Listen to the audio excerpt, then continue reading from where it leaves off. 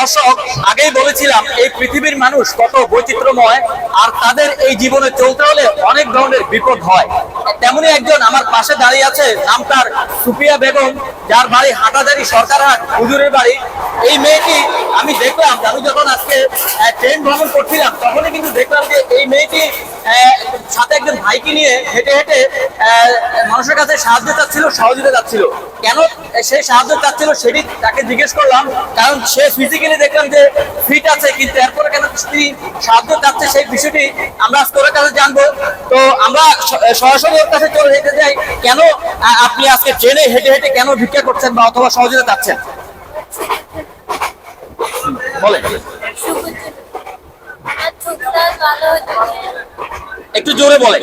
আমার চোখটা আমি ভালো হতে চাই, সবার থেকে সহযোগিতা করি আমার চোখটা ভালো হতে চাই।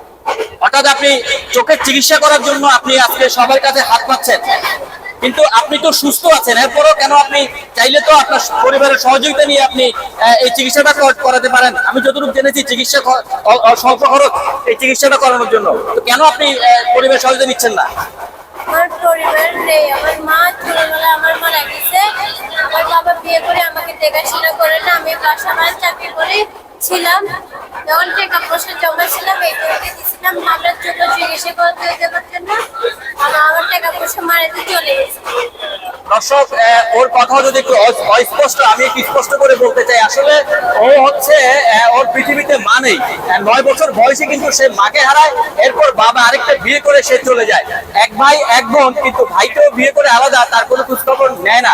এমন অবস্থায় সে একটি অক্সিজেনে একটি বাড়িতে কাজ করছিল, কাজ করা অবস্থায় তার এই সমস্যাটি দেখা দিয়েছে এবং সে কিন্তু এই সমস্যাটি নিয়ে আর কাজ করতে পারছে না, বিধায় আজকে 10 জনের সহযোগিতা চাচ্ছে।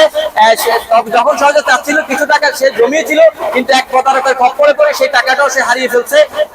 এর পরবর্তীতে আপনারা দেখছেন যে আমার পাশে যে ভাইটি আছে, এই ভাইটি কিন্তু ওকে দেখে ওর মায়া লেগে যায় এবং এই মায়ার কারণেই কিন্তু এই ভাইটি তাকে সহযোগিতা করছে। ভাইটি একজন হকার ব্যবসায়ী, সে আপনার মেডিকেলের সামনে তার একটি পান সিগারেটের দোকান আছে, কিন্তু দেখুন সে এই দোকানটি বন্ধ রেখে এখন এই মেয়েটিকে সহযোগিতা করার জন্য সে তার পাশে আছে। তো আমরা তার কাছে বিস্তারিত শুনবো যে আপনি এই মেয়েটিকে কখন পেয়েছেন, কবে পেয়েছেন, কিভাবে পেয়েছেন এবং এই মেয়েটি এখন কিভাবে থাকছে। চট্টগ্রাম মেডিকেল পাই এবং কি আমি ওকে জিজ্ঞেস করি কি সমস্যা। প্রথমত আমি ভাবছি যে ওর চোখে ঘুমের সমস্যা ছিল, কিন্তু পরবর্তীতে জানতে পারছি যে ওর এরকম। পরবর্তীতে দেখলাম যে আমি দেশের পরিস্থিতি অনুযায়ী বুঝলাম যে ওর তো কেউ নেই, পরে আমি ওর পাশে দাঁড়াই।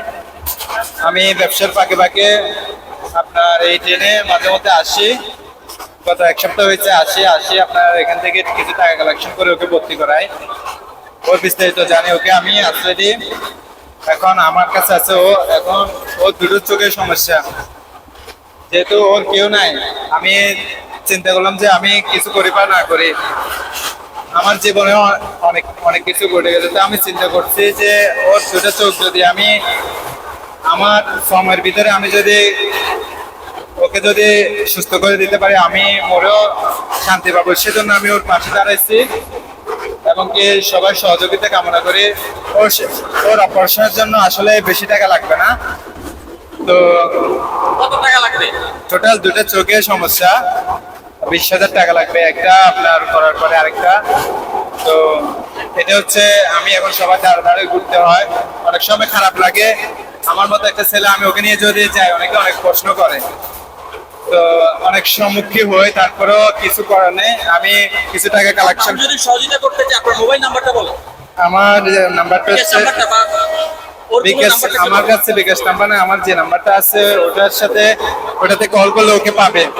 যারা 01827 এই নাম্বারে যোগাযোগ করলে ওর সাথে কথা বলতে পারবে।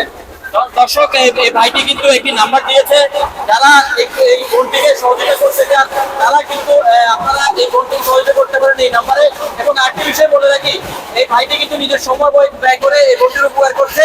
এভাবেই কিন্তু মানবতার জয় হচ্ছে। মানে এরকম মানবিক মানুষ আছে বলে কিন্তু আমাদের পৃথিবীতে এখন সুন্দরভাবে এগিয়ে যাচ্ছে। তো আশা করি আপনারা এই বোনটিকে সহযোগিতা করবেন এই ভিডিওর মাধ্যমে, ভিডিও দেখে, এবং এই ধরনের আরো মানবিক কাজে এগিয়ে আসবেন। দর্শক, এই ছিল আমার এই বোনের চিকিৎসা খরচের জন্য আপনাদের কাছে আবেদন। এরকম আরো নতুন নতুন খবর নিয়ে আপনাদের সাথে থাকবো। সেই পর্যন্ত পাশেই থাকুন, সুস্থ থাকুন।